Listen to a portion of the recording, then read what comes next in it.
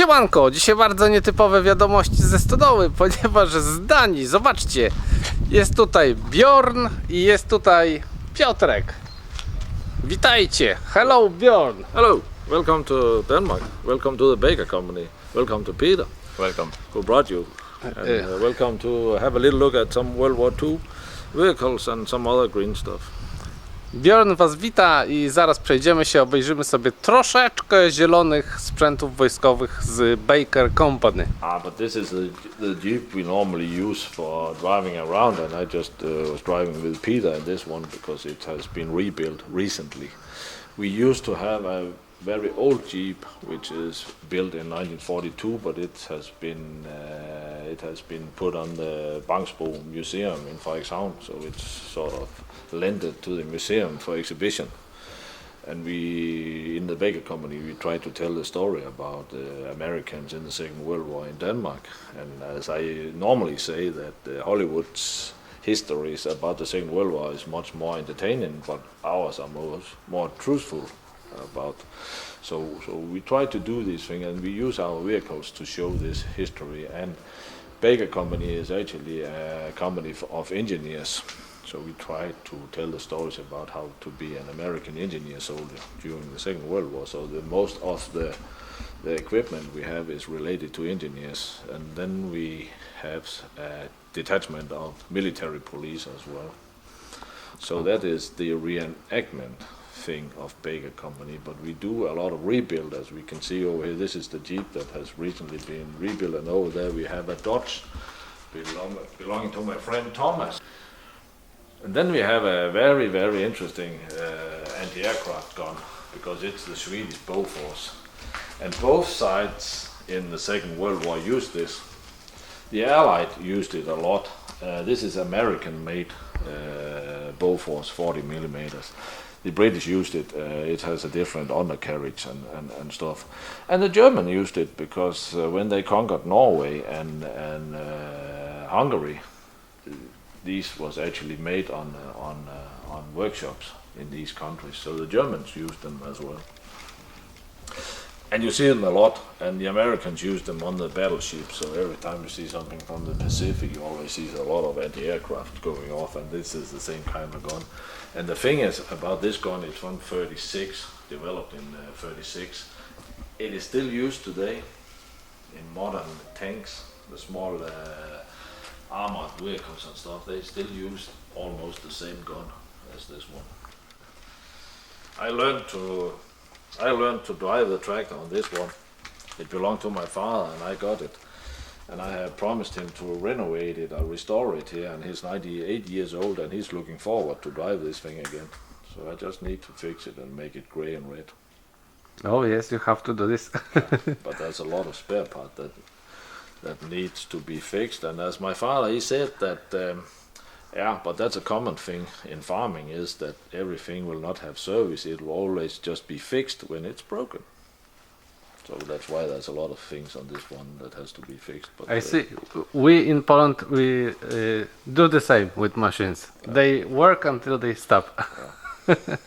Exactly. So very often when they stop, many things have to be redone. I will help you a little. You put it on a stick, and then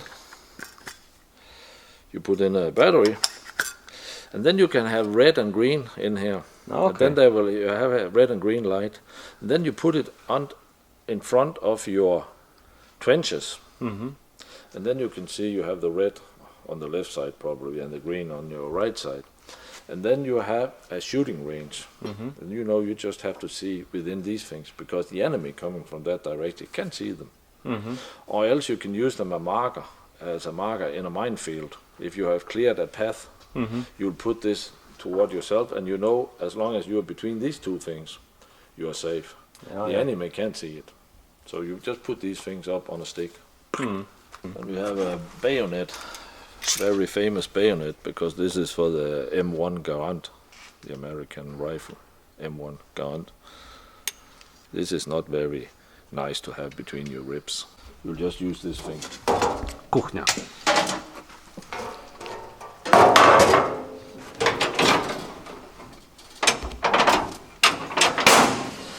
And this is a petrol burner. You have to put it inside. I have a petrol for petrol, but we use this for gas. But the petrol thing is sort of, you always in the instruction have this sentence about explosion. So we don't use the petrol thing. But this can actually cook for 150 men.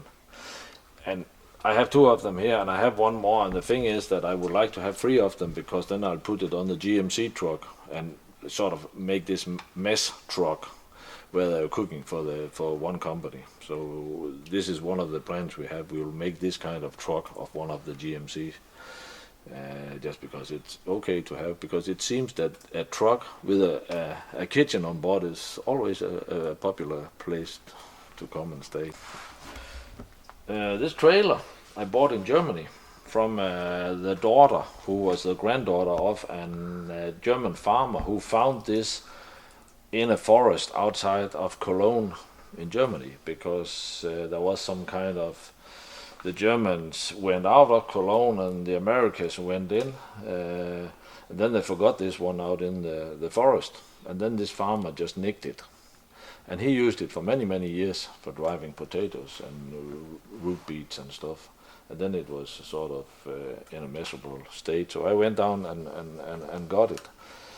And to fix it, it needed to have 20 meters of welding all around. But you can actually see on the back of it that it has been belonging to the American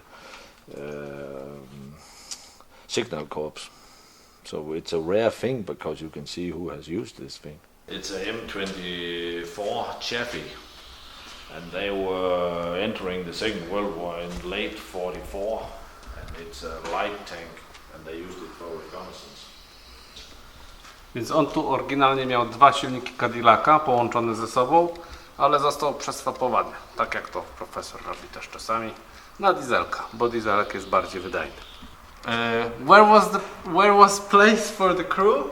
Inside. Just inside. Yeah. Wherever they had some space. But the thing is that with the original engines, they were way more over here, and it has a lower transfer and it has a lower gearbox arrangement. This thing will just stay like this because we have to have it up here. But then we will, when we put the turret on, we will make sure that the turret can go around and nobody will sort of be messed up with the gearbox. But this is a small tank, and this is not made for tank battles at all, because it's not very strong and it will not stand for other tanks. But it's very fast, and it protects the crew because when I got it, it was completely filled with sand and glass, because everybody has been throwing Molotov cocktails on this thing, you know, to practice. So it was completely filled of sand and glass from bottles and old oil, and has been burning like crazy. So everything on this thing has to be taken apart, and all the bearings and stuff. We have complete this actually weighs almost 30 kilos, because we have all the new bearings to put, and you can get it today, it's not a problem. You can get everything. A lot of bearings. Yeah, because you know, American production in the Second World War was just a product of their industrial might and their automobiles and everything. So there's nothing strange in these things. You can just go and order them today and get all the spare parts.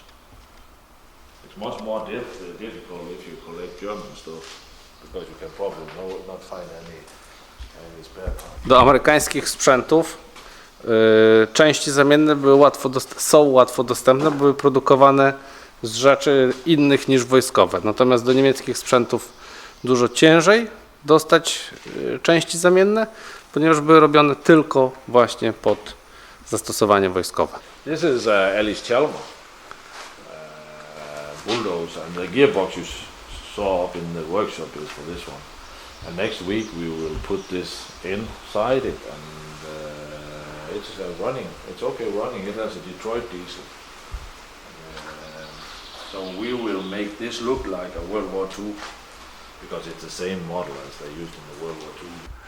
You always need to have a bulldozer, because the Americans was the only one that bought bulldozers, and then they just figured out that they could use it for a lot, because you have a lot of power in these things. And if you want to clean a road, or if you want to clean a city because it has a lot of robbers and stuff. You just take your bulldozers, and if your big trucks are stuck somewhere, or your tank is stuck, or there's a burned out tank in your way, you just take your bulldozers. And the Germans could use 1 week to cut down a lot of trees to prevent the Americans from advancing. And the Americans will use 5 hours to get rid of the trees because they have a bulldozer. That makes sense. Yeah.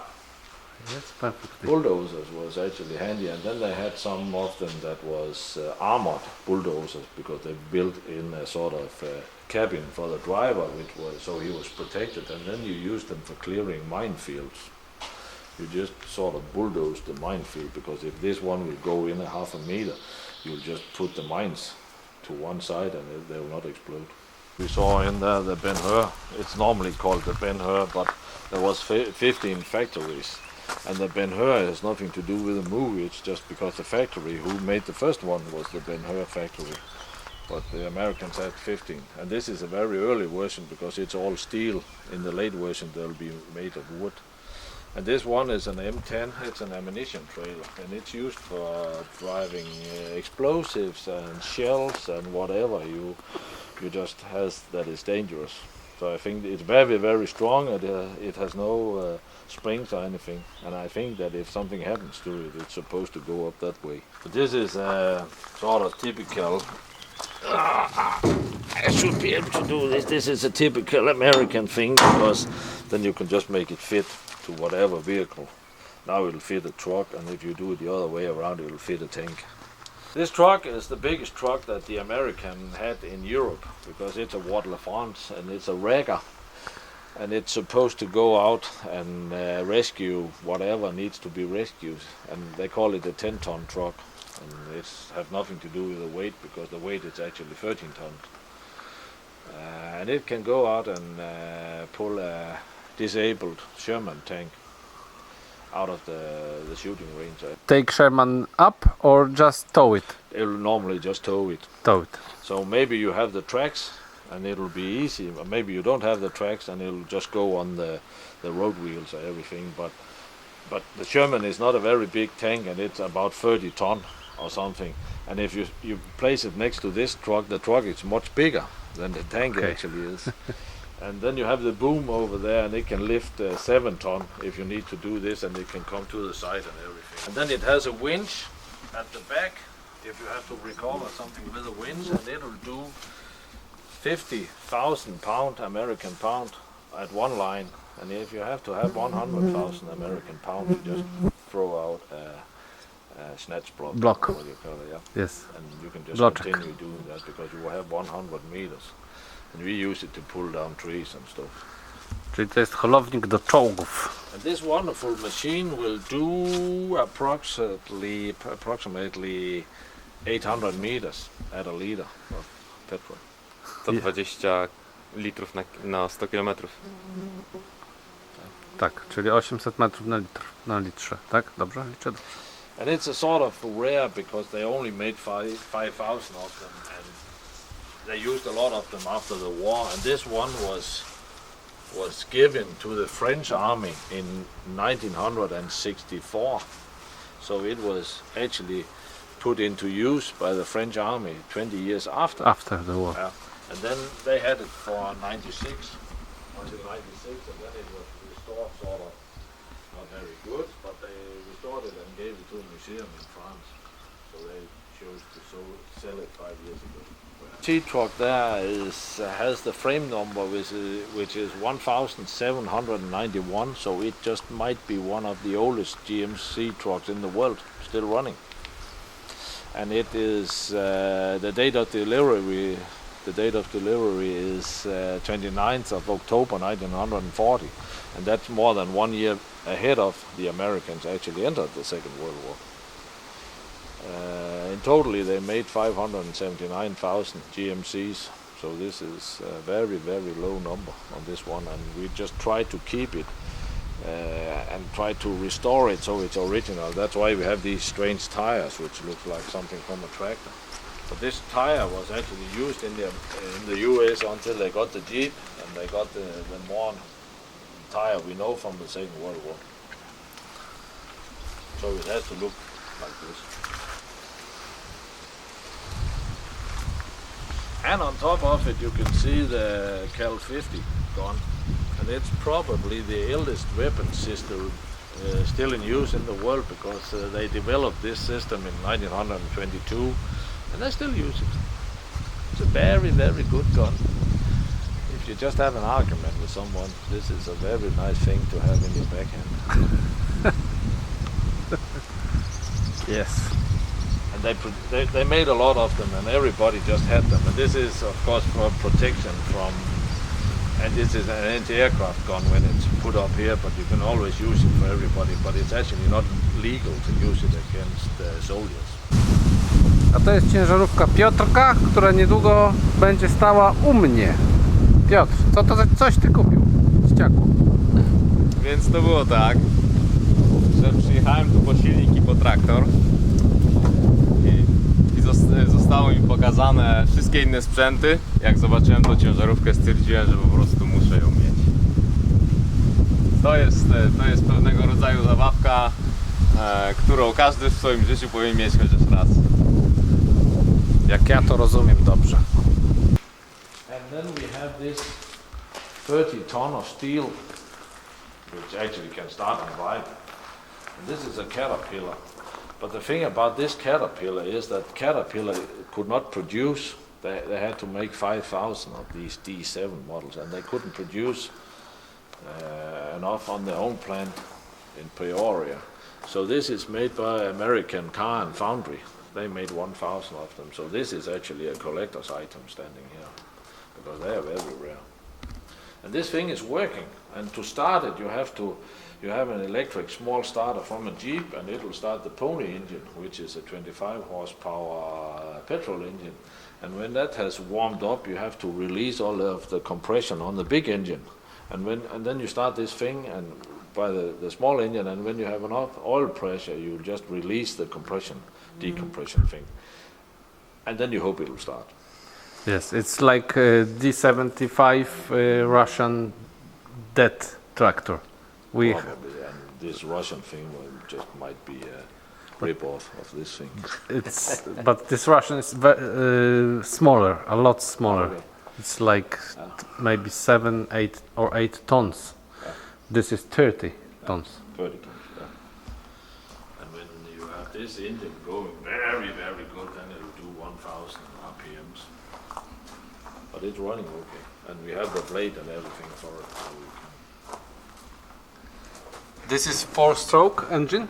yeah, it's just normal diesel engine. Czyli tutaj jest silnik spalinowy do uruchamiania, tak jak widzicie. I do tego wielki silnik diesla. O, tutaj widać. Gasket somewhere. Ale bestia, patrzcie. This is actually not for this engine, but it's the same. Wielki, co? Oh, this is head gasket from this engine? Not for this one, because it's for a 6-cylinder, it's D9, but it's the same piston size. Big one. Opowiada, jak jechał z nią na kołach sportu, a że pali około 50 litrów na 100. Zatrzymał się na stacji benzynowej i tankował benzynę i stoi, tankuje. Jakaś pani się zdenerwowała, dlaczego jej zabiera dystrybutor. Bo przecież tak w ogóle to powinien być diesel, on powinien tankować diesla, nie benzynę. Bo ona wie lepiej, bo jej mąż jest kierowcą ciężarówki. Tak, tak. Look at just. It's an 8.4 liter 6 cylinders. And this is one of the only trucks that the Americans had that has air brakes. Pneumatyczne hamulce.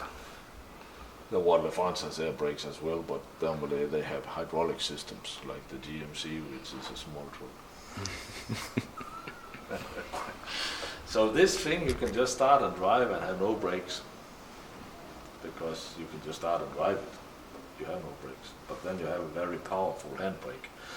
And the thing is that this is the old type of brake system where you have to get all the air from the pedal out to the wheels. So when you put the pedal down, nothing will happen. And for most people driving it for the first time, they think, oh, the brake is not working, so we'll put the pedal down to the metal. And suddenly it'll brake like crazy. Because it'll just take 1 second before it actually will react. And 1 second is actually a long time when somebody gets in front of you. So when you're driving this, you should always remember to put and prepare for the brake is suddenly coming. It's like using ketchup, you know, that nothing happens and suddenly you get all of it. Automatic transmission, and I built some kind of manual boxes to put inside. You can see it in this one if you go inside it. Because the automatic transmission sort of always go all the revs before it will change, and you don't want to have that, so the manual thing will do that. You can control your gear in this. And right now I have been putting some of these, I call them Easy Shift, into some Scania that are supposed to go to Ukraine, because they are buying everything they can get from trucks, even those 45 years old trucks.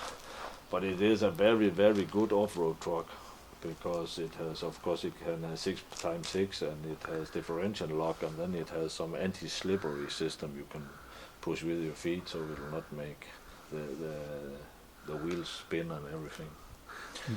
It's a very good truck, but I don't think that it's selling very good, because people think it looks boring of some reason. Przejedziemy się teraz klasycznym Jeepem Willisem. No ja to pierwszy raz będę jechał takim. A jak ty go uruchomiłeś? Nogą? To tutaj jest rozrusznik w takim małym. W ciężarówkach GMC jest takie samo rozwiązanie. I tutaj mamy jedynkę. O, lecą spalinki. Dobrze reaguje na gaz. Dobra, jedziemy. Czekaj, tylko ja wsiądę. Zapnij pasy. A są tutaj pasy? Nie ma na pewno. Oszukuje mnie, oszust. Stankowany do pełna.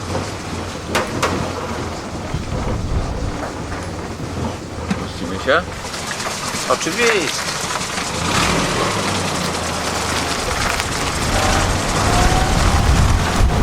Ale przyjemnie pracuje silniczek. No.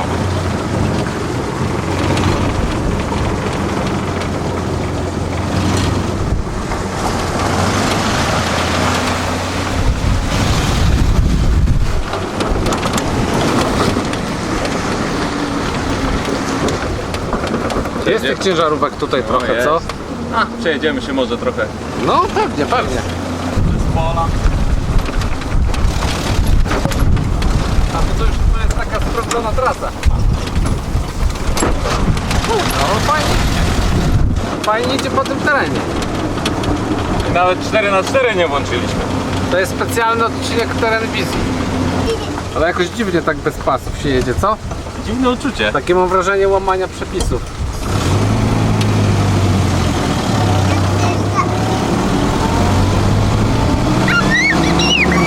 Gdzie jedzie?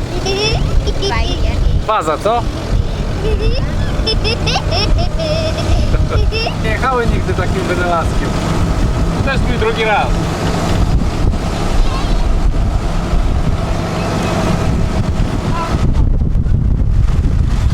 W lewo i do siebie to jedynka, tak? Lewo do siebie do jedynka, tak. Muszę dodać gazu, żeby nie zgasł? Dodaj trochę i wyczuj sobie hamulec, bo nie ma żadnego wspomagania.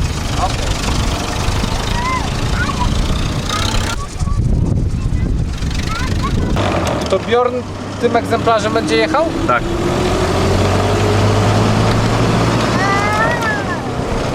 Ale bardzo ładnie wszystko działa po prostu. Silnik ładnie pracuje na wszystkich cylindrach, biegi chodzą po prostu perfekcyjnie. Reakcja na pedał gazu jest fajna. No hamulce, no to wiadomo, są jakie są, bo to taki sprzęt, ale renowacja zrobiona, o tak. No i wszystkie wskaźniki, proczniki, wszystko działa. Fajnie.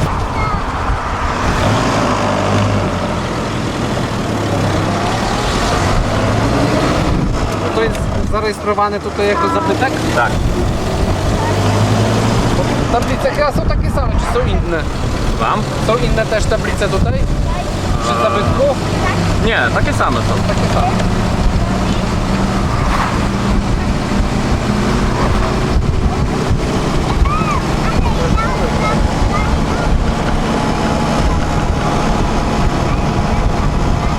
To tak śmiesznie trochę. Żeby do Norwegii tak jechać, to hardkorowiec z niego. Ale to misja. Ten fotel to taki stołek. Fajnie.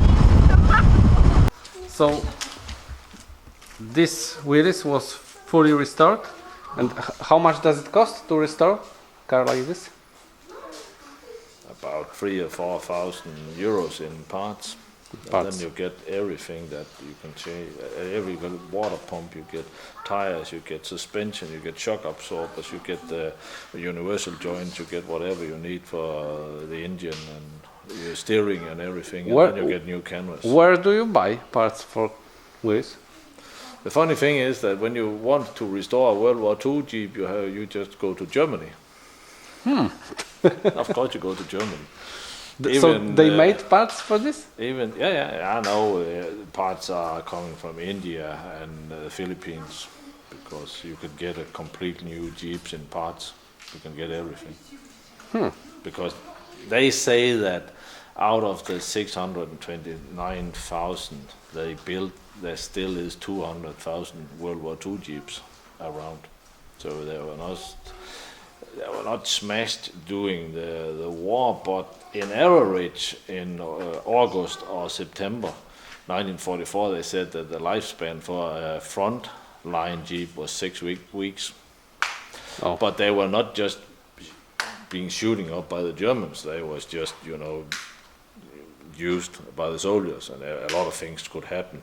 And there's another saying that when they went out of the landing craft, if there was too much water, they would just drive 3 or 4 Jeeps out there, and then they would drive the GMC on top of the Jeeps because they were expendables, but the GMC are not because they were carrying food and ammunition and everything. yes. So just get rid of the Jeeps and we can go inland.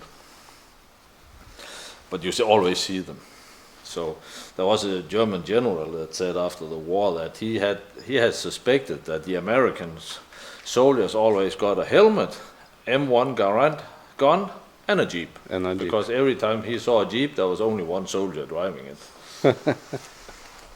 So it's just become an icon of something that happened 80 years ago. That one runs very good. Yeah, it's working. It's working.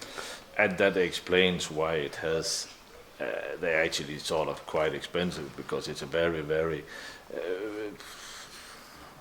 not a very technological car in any way. It's a very simple car, but it runs good and it's easy to have and it has a history. It has a history. Yes, exactly. Yeah. So Bjorn, thank you very much for showing you. me your collection. Yeah. This is Peter. And Peter, silent guest, He's my bodyguard. bodyguard. Okej. Dziękuję Wam za oglądanie w takim razie tego miłego vlogaska. Mam nadzieję, że nie popierniczę nic z tłumaczeniem. I narka.